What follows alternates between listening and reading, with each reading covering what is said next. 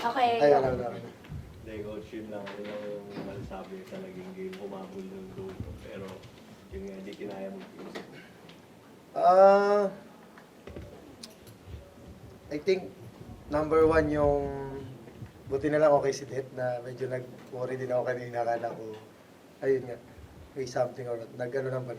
Nagulat lang siya kanina. So, Nag-inerte lang. Nag-inerte Para lang. may pang-highlights. So yun. And then, syempre, medyo hindi okay yung pakiramdam dahil sayang yung game namin. But at least nakita namin kung ano pa yung kailangan naming improve.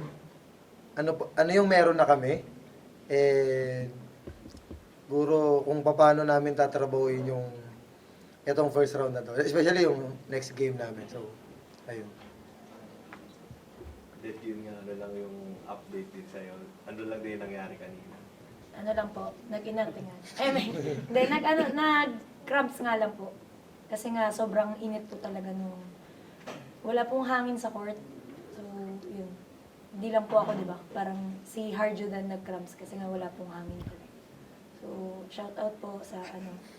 Baka pwedeng padagdagan na red.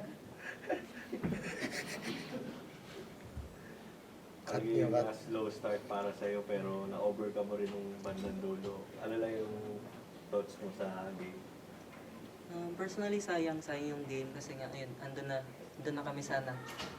Yun nga, kinapos. Siguro yung ano lang, yun yung sinasabi nila coach, maturity and decision making inside the court, lalo pagka crucial point or crucial match. Ayun, parang, nangyari na yun, so need lang namin gawin, bumalik ulit sa training, and pag-aralan ulit, and improve kung ano man yung kulang namin this game. Coach, may nakakapanibagong feeling pa rin ba sa inyo na bumalik dito sa UF bilang head coach sa UST after all this year?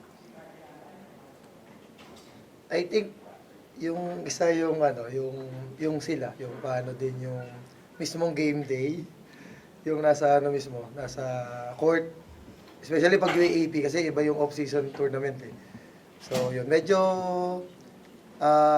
nanibago but ang good thing ano rin, yung support din nila sa akin. Paano din sila mag-response dun sa mga instructions na binibigay. And siguro yung ano, pagiging excited din kanina dun sa game dahil syempre, grabe yung crowd and then grabe yung game. Kali sarap panoorin ng both team, syempre.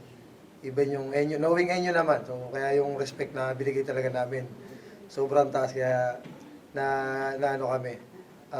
Nagkulang pero alam namin kaya. So think yun lang naman, wala namang kakaiba kasi baka nga sawanin mga tao sa akin sa pag nasa court. So yun, joke lang. And for that, yung rookies nyo nga rin, maganda rin yung naging performance kanina sila. Ron, si Balingit. Ikaw lang parang through the years, yung paano nag-evolve din siguro yung UST in terms of yung level ng talent na pumapasok sa inyo, gaya nga nung mga nakita din natin ganun. Actually, hindi lang po sa UST. Makikita yung level ng mga rookies na pumapasok sa UAP. Nakakatuwa and yun, nakaka-proud kasi nga, katulad ng sinabi ko sa press con, excited talaga kami sa mga rookies namin and ayun, nakakatuwa kasi kanina nag-perform sila.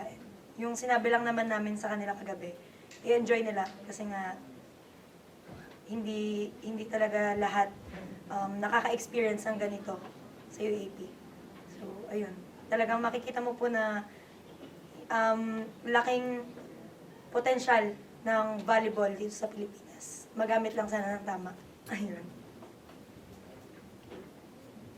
Okay, tapos na. Wala. Okay na kasi Okay na po, uwi na po kayo. malungkot na kami, malungkot na. Uwi na po kayo, gabi na po eh. Thank you po.